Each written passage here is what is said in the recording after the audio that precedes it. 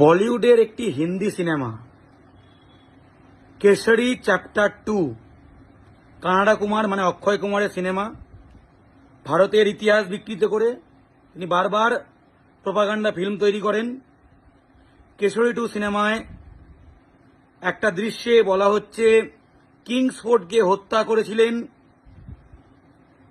ক্ষুদিরাম সিং, হত্যা চেষ্টা করেছিলেন ক্ষুদিরাম সিং এবং বারিন্দার কুমার, এবং বোমা বাঁধা শিখিয়েছিলেন কৃপাল সিং। এই ইতিহাস কোথা থেকে পেল আমরা জানি না, সেন্সর বোর্ড কিভাবে ছাড়পত্র দিল আমরা জানি না। বলিউড প্রোপাগান্ডা সিনেমা বানায়, বিজেপি এবং বলিউডের উদ্দেশ্য এক, ভারতের স্বাধীনতা সংগ্রামের ইতিহাসকে মুছে ফেলা, বাঙালির ইতিহাসকে মুছে ফেলা, বাঙালির অবদানকে মুছে ফেলা।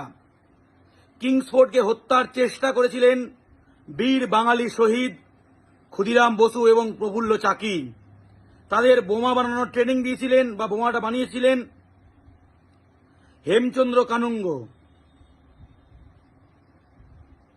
এই ঘটনার সঙ্গে যাকে বারিন কুমার বা বারিন্দার কুমার বলা হচ্ছে, সেই বারিন ঘোষ, তার যোগ নেই। তিনি মুরারিপুকুর বোমা মামলায় তিনি যুক্ত ছিলেন।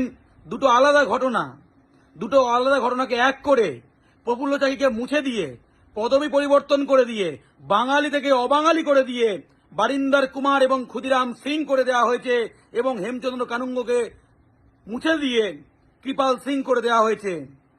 ভাবা যায় এই সিনেমার প্রযোজক কানাডা কুমার এবং পরিচালককে কান ধরে বাঙালির কাছে ক্ষমা চাইতে হবে, প্রকাশ্যে ক্ষমা চেয়ে বাঙালির কাছে ভুল স্বীকার করে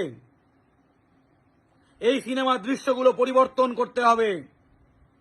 বাংলা পক্ষ এই লড়াইয়ে আছে।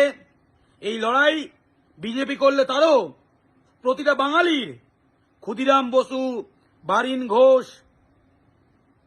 এবং হেমচন্দ্র কানুঙ্গ, প্রফুল্ল চাকিদের অপমান মানে বাঙালির অপমান।